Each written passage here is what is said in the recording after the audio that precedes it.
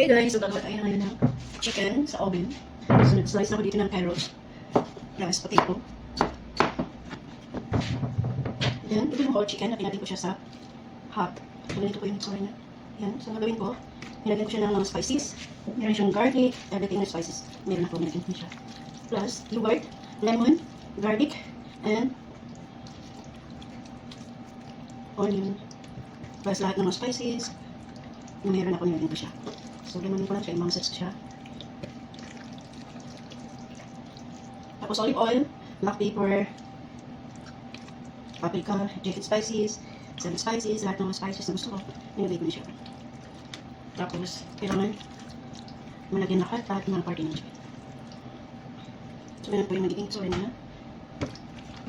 Tapos, itong onion, silalagay natin siya dito sa baba ng pies, kasama yung carrot at saka potato. Then, lagay natin siya dito sa taas. Yan po.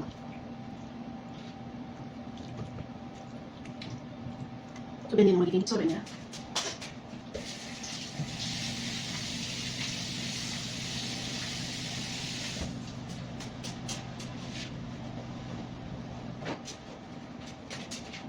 So, tapos guys, kuha ko ng kutsilyo.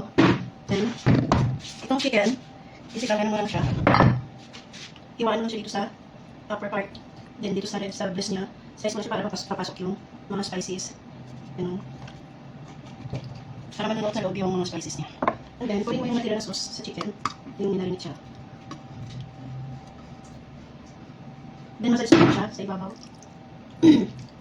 Para manunuot yung naman ng sa manok yung mga spices na nilagay natin. So, ganun lang po siya. So, ganyan.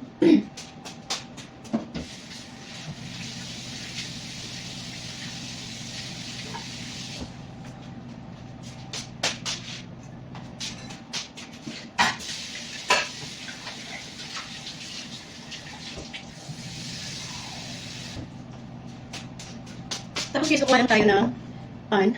Lagyan natin siya ng 1 cup na tubig. Tapos lagyan natin siya ng tomato paste. And then magic cube. Tapos salt, seasoning, or spicy ng chicken, black pepper. Lagyan natin siya dito. Tapos 1 teaspoon na, or 1 tablespoon na oil. Salt, lagyan natin ng salt. Pakukuluin natin siya. Tapos ilagay natin siya dito sa chicken bago natin siya ilagay sa oven. So lagyan natin siya. Tapos ubal natin konti. Tapos lagyan natin slice ng tomato. Lagyan natin siya ng tomato dito sa gilid. Para hindi siya magdikit. Ayan. And then yung ating chili. Lagyan natin siya ng cinnamon wood. So ito yung cinnamon wood niya. So lagyan natin siya dito sa baba.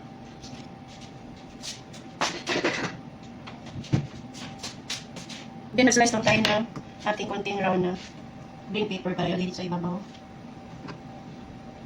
So gano'n lang. So ganito lang yung magiging itsura niya. So, lagyan natin siya sa oven. Ibibig natin siya ng mga 30 minutes. Guys, ay kumulo na siya. So, lagyan natin siya dito sa gilid. Ito yung pinaka-sabaw niya. Tapos, para maluto yung chicken.